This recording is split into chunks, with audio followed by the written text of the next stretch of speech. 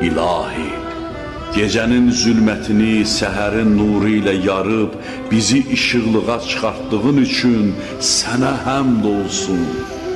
İlahi, ruzi əldə etmək üçün hər tərəfi işıqlandırdığın və bizi bəlaların təhlükələrindən qoruduğun üçün sənə həmd olsun. Biz və bütün yaranmışlar gecəni geridə qoyub səhəri açdıq. Sənin səmalarında və yerlərində hərəkətdə olan və ya hərəkətdə olmayan, istər havada uçuşan, istərsə də yerdə pünhan olan hər bir şey hamılıqla sənin qüdrətin altında səhəri açdın.